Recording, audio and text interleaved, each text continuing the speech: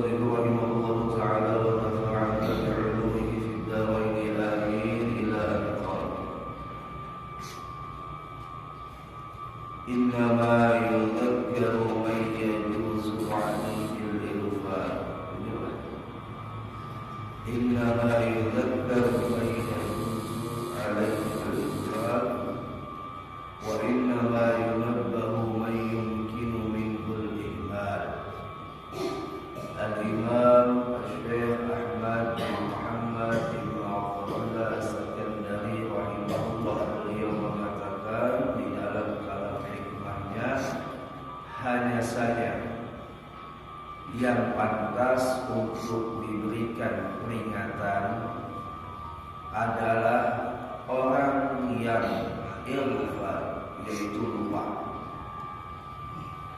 Wa inna ma yunabbahu man yumkinu minhul ihmal, dan hanya saja yang pantas untuk dibangunkan atau diingatkan sama mayyumkinu minhul ihmal, orang yang lupa, orang yang lalai. Ini sambungan pembahasan pada pertemuan yang telah lewat, bahwa Allah itu tidak pantas untuk diingatkan, sedangkan Allah itu Maha Ingat. Wa mallahu bighafilin 'amma ta'malun, dan tidaklah Allah itu lupa dengan apa-apa yang kalian lakukan. Hari ini kita melakukan A, besok lusa sampai kapanpun Allah tidak melupakan apa yang kita lakukan itu A. Sampai kapanpun Allah tidak melupakan. Mana mungkin, ujar Imam Ibn Athaillah,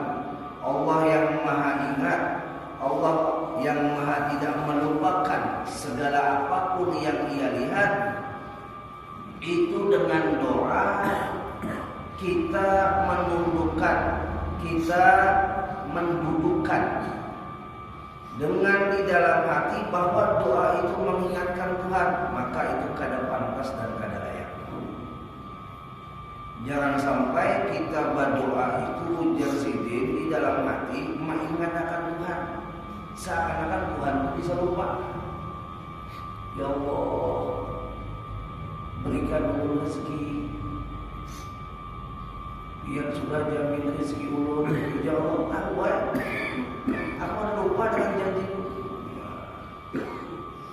Kalau ini berdoa di dalam hati terhujung terhujam rasa mengingatkan Tuhan, rasa membangun nama Tuhan, seolah-olah Allah itu, maka hamba ini sudah su'ul adab di dalam berdoa.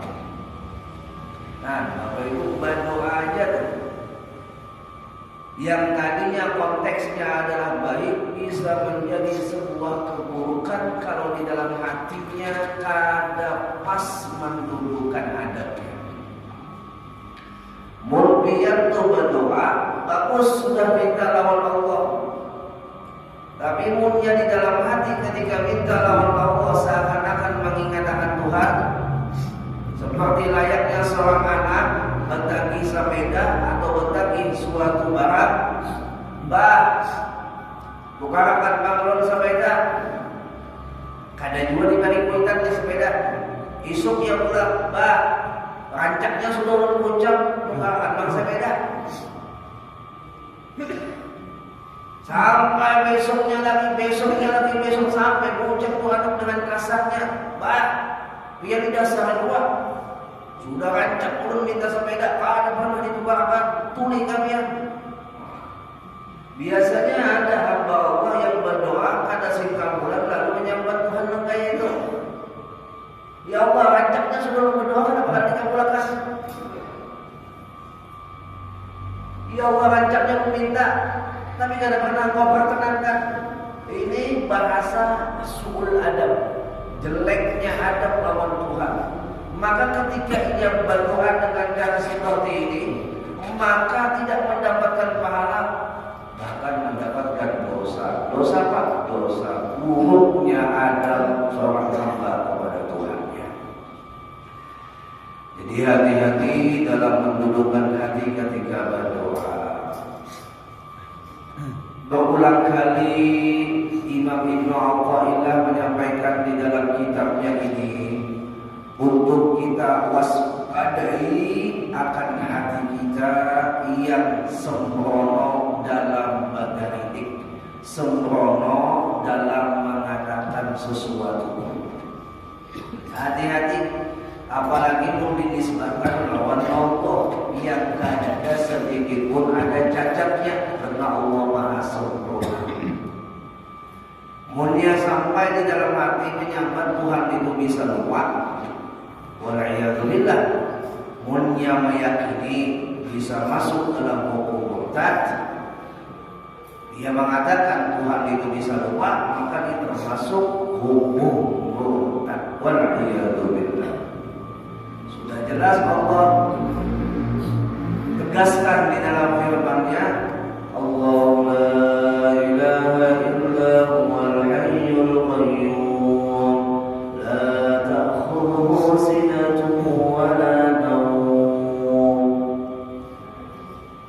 Allah yang hidup, yang tegak, berdiri dengan sendirinya. La ta'khudhuhu sinatun wa la naum, yang kada pernah lupa dan kada pernah pulih. Lihat para wali-walinya Allah, bahkan kasih Allah yang terafdal Nabi kita Muhammad SAW sebagai contoh tauladan. Mereka juga berdoa, tapi cara berdoanya jujur. Sama halnya kita juga makan, seperti bagaimana mereka juga makan. Tapi cara makan kita dengan cara makan mereka ada perbedaan. Mereka makan dengan adab, kita makan dengan sembrono. Begitu juga doa kita berdoa, mereka juga berdoa. Berdoa mereka dengan penuh adab, tapi doa kita di dalam hati sembrono. Bahkan bersapaan pulang lawan Tuhan, bahwa Tuhan kadang mengabulkan doa, padahal Tuhan sudah berjanji, Allah sudah berjanji di dalam Al-Quran. Apa itu di dalam surah Al-Baqarah?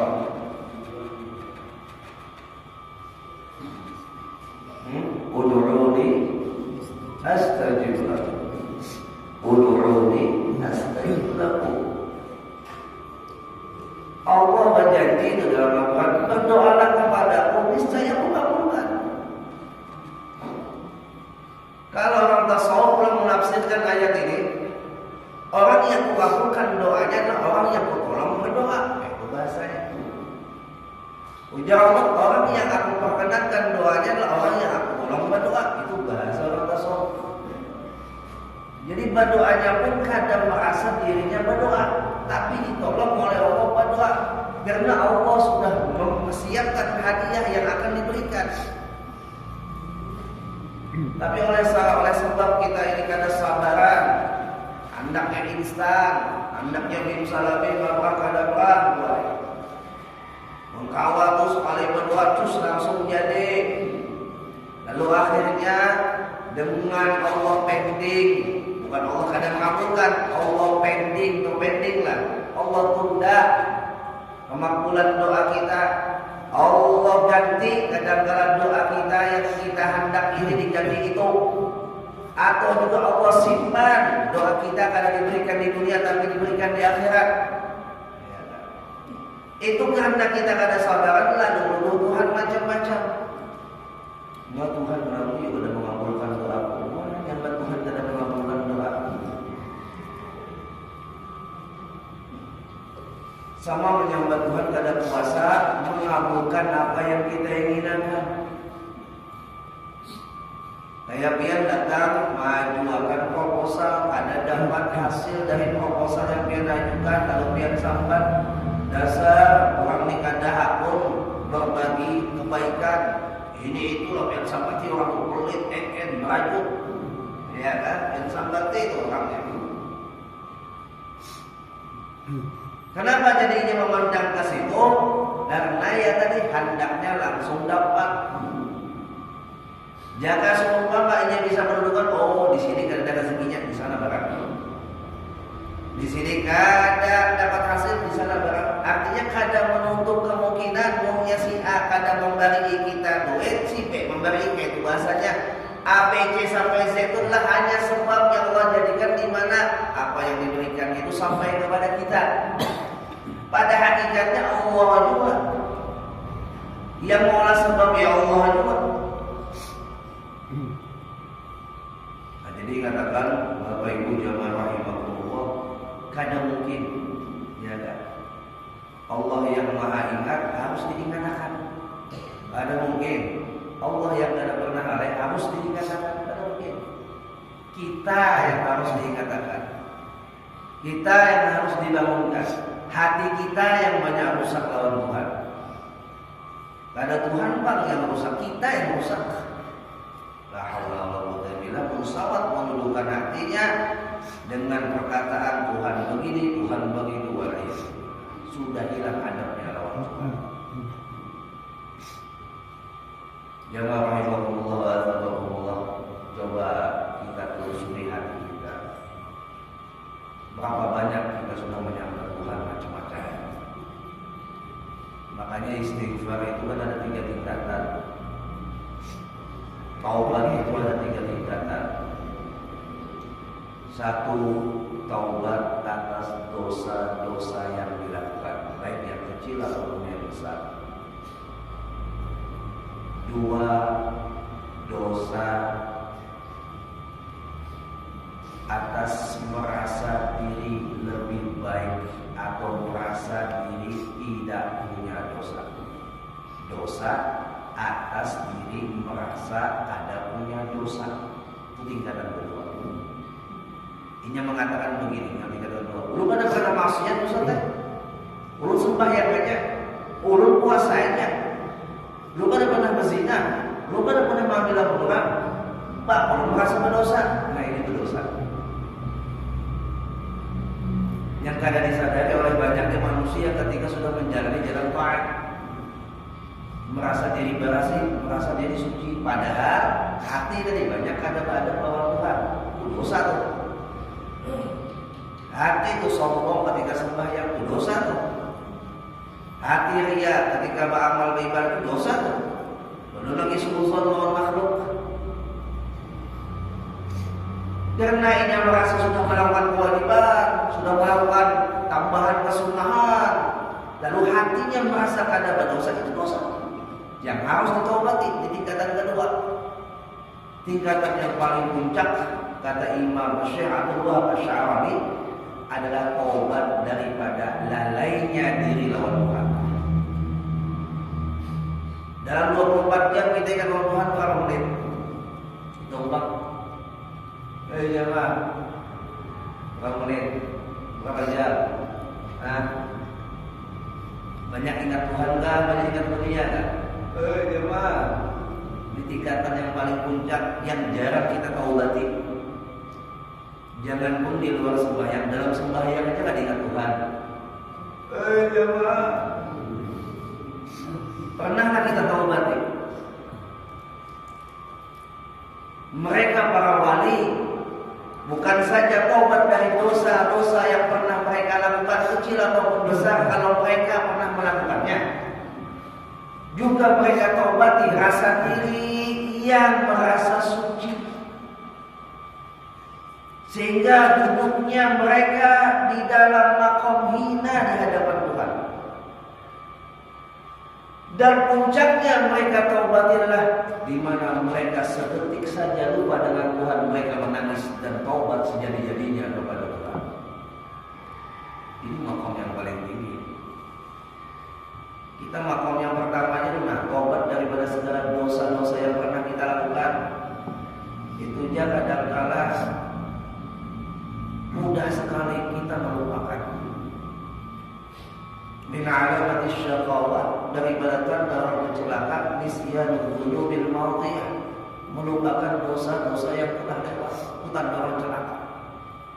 Padahal dia sudah ngerti, paham bahwa dulu pernah yang melakukan dosa A, dosa B, dosa C. Tapi ketika dia istighfar, ketika dia taubat, khususnya di bulan Rajab, ada pernah menghadirkan rasa penyesalan atas dosa yang pernah dia lakukan. Itu aja dulu nanti tingkatan pertama. Sudahlah kita rutin mengamalkannya. Ketika istighfar, rutinlah kita menghadirkan dosa-dosa yang pernah kita lakukan.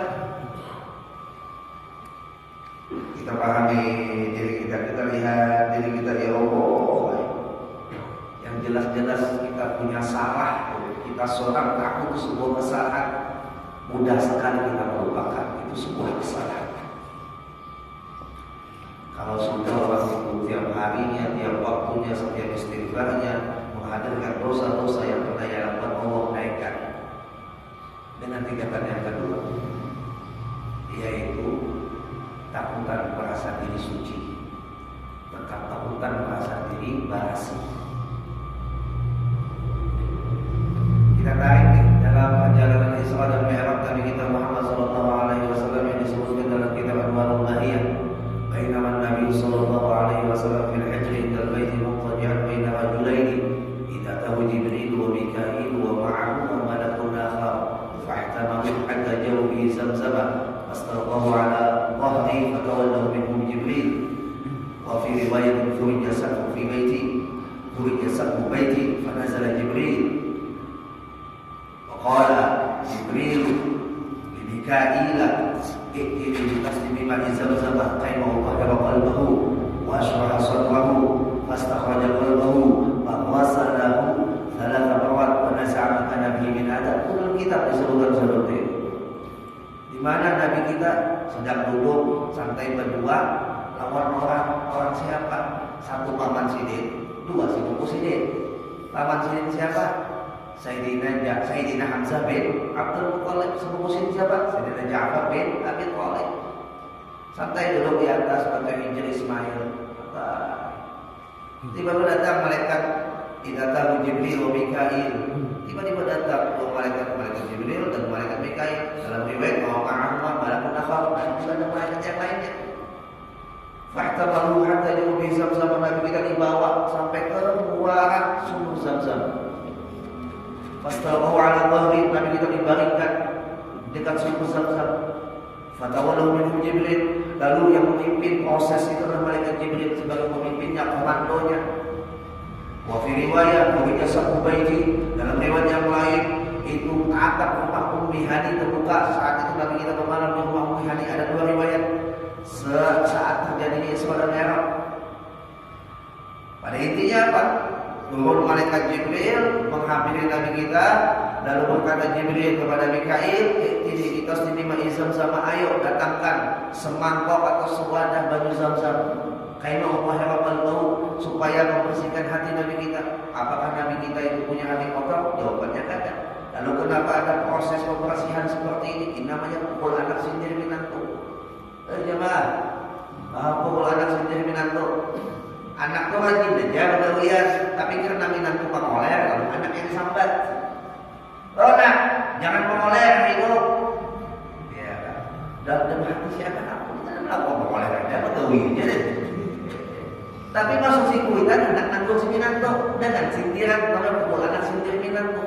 Nah, proses yang terjadi pada baginda Nabi kita Muhammad SAW adalah memukul, dalam artian bahasanya pukul Nabi kita, tak pukul Nabi kita padahal menyindir kita.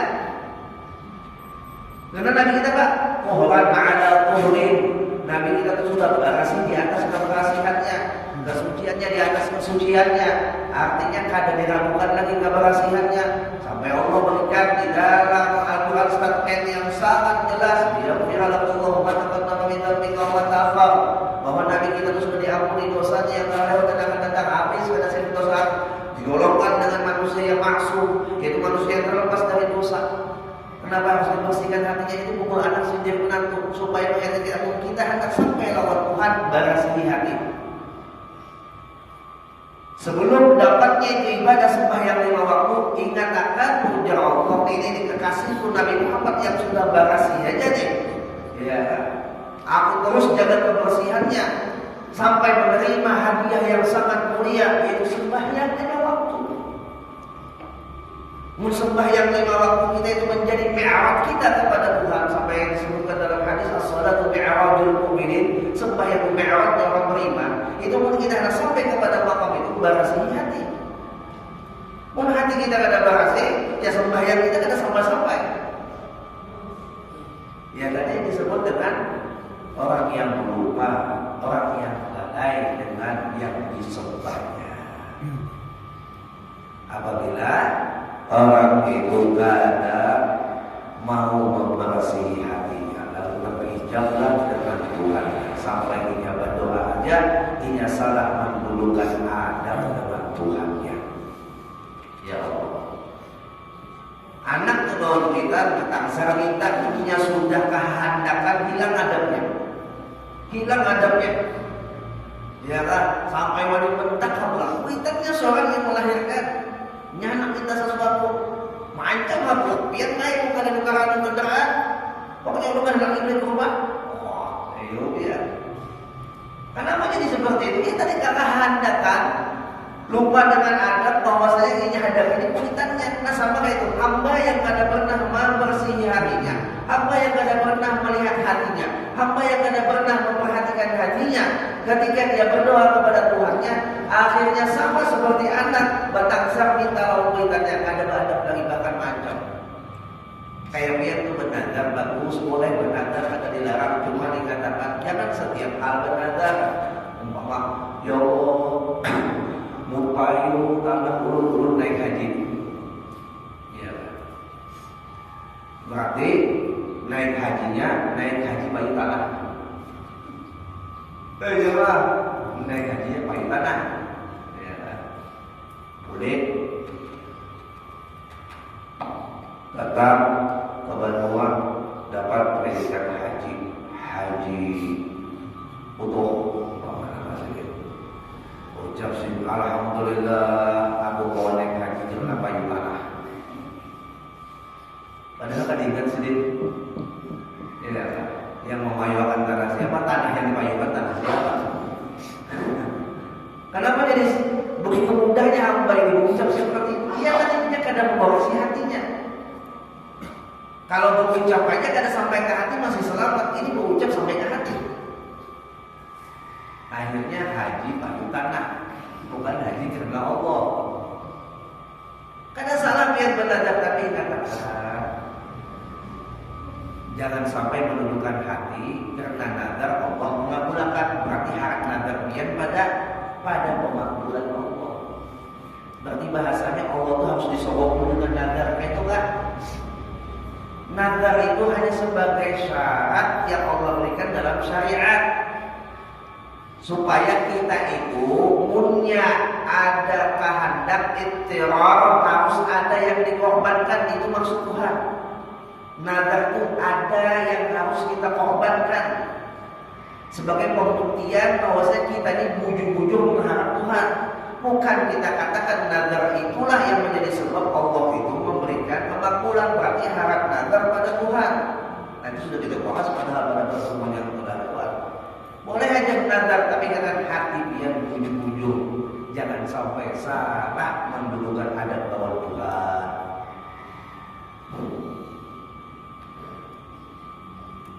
Ya Allah, ada yang orang di Hadramaut itu berkisah tentang orang-orang yang ketujuh bernazar,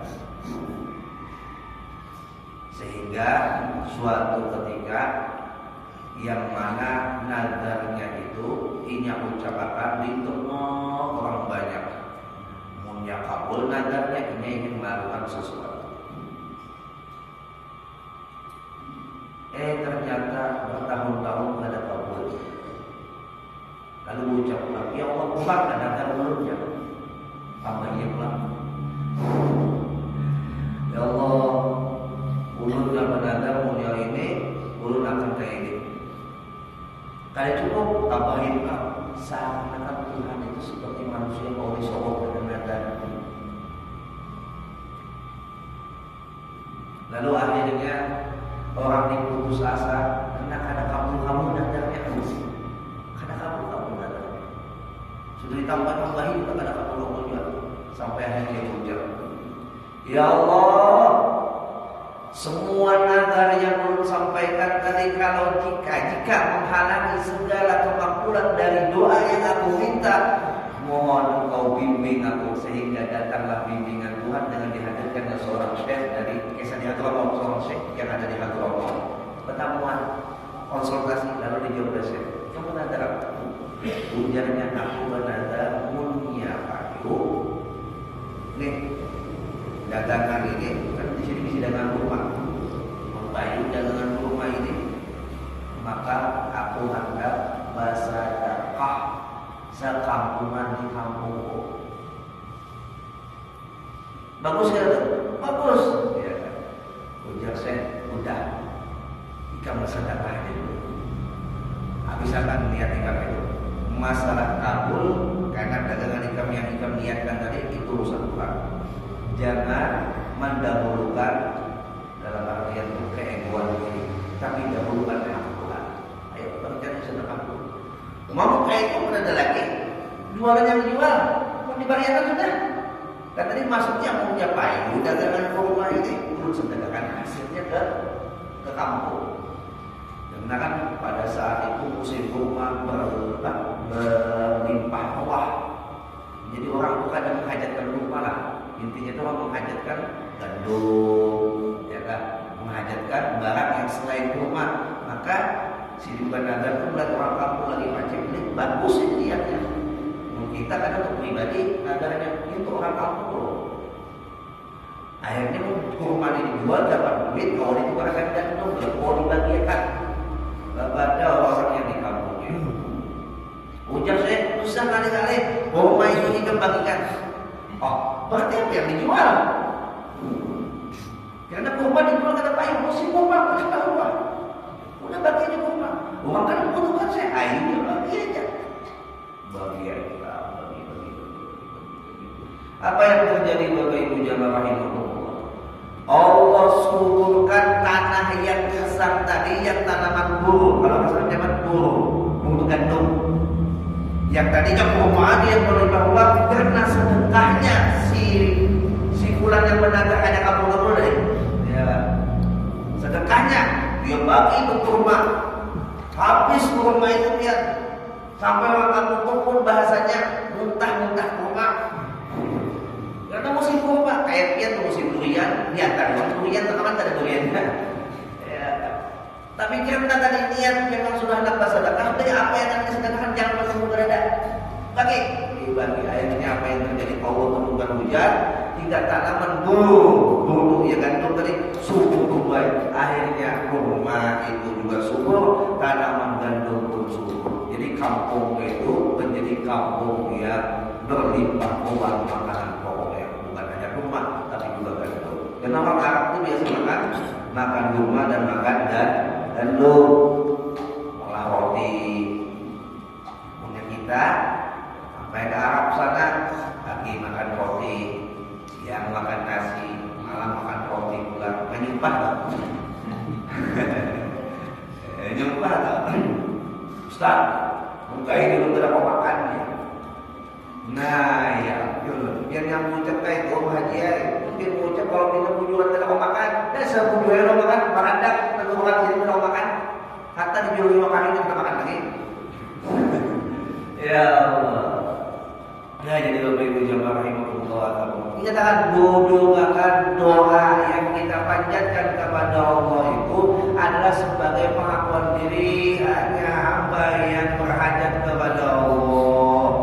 Bukan kita memadahi Tuhan itu kada ingat, bukan memadahkan Tuhan itu bisa lupa, lalu harus diingatkan dengan doa. Jangan seperti itu. Jangan ada di dalam hati seperti itu. Kalau tercabut manisnya nih di dalam hati akan terkabut diri kepada Tuhan, lalu kadang merasa dekat dengan Tuhan. Berzikir kadang merasa hadirnya Tuhan di dalam hati. Bersolawat kadang merasa hadirnya Nabi di dalam hati. Padahal yang disolawati ya Nabi, tapi di dalam hati kita ada Nabinya. Yang didikiri Allah tapi di dalam hati kita ada Allah, kenapa tercabut sudah rasa itu. Mau lebih dari akhirnya berzikirnya kosong, salawatnya kosong, walaupun dapat pahala tapi kadang mendapatkan manisnya kedekatan hati kepada Tuhannya, manisnya kedekatan hati kepada yang disolawatinya. Itu Nabi kita. Nah ya Bapak Ibu saudara Allah, Imam Ibnu Athaillah sahabat dari tujuan sini menyampaikan kalam yang begitu tajam ini adalah supaya kita yang sering lupa untuk memperhatikan hati kita, ayo bagaimana kita proses untuk membersihkan hati kita. Dudukkan sebaik-baik adab di dalam hati kita, prasangka kita kepada Tuhan kita. Husnuzon billah wa husnuzon bi ibadillah. Orang yang bisa sangka baik lawan Tuhannya, maka dia akan bisa sangka baik dengan hamba Allah. Orang yang tidak bisa sangka baik lawan Tuhannya, maka dia tidak bisa sangka baik dengan makhluknya. Orang yang tidak bisa sangka baik dengan makhluknya, maka tidak akan bisa sangka baik dengan Tuhannya. Seperti itulah hubungan paralel yang kadang awal dipisahkan. Jadi tanda orang itu bisa sangka baik dengan Tuhannya, dia bisa sangka baik dengan makhluknya. Masya Allah. Mudah-mudahan Allah berikan hati kita hati yang berkasih, yang bisa Rasulullah sangka baik, yang kita wafat dalam keadaan husnul khatimah indal maut. Allahumma barik lana fi Rajab wa Sya'ban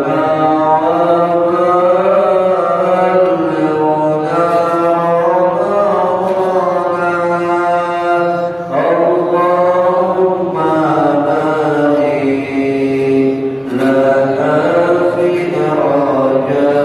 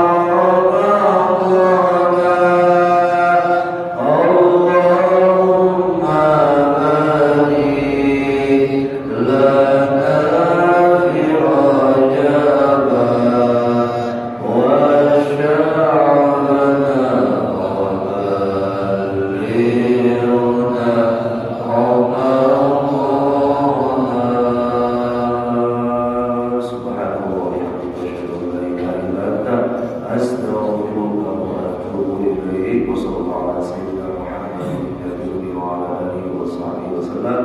Walhamdulillahi rabbil alamin.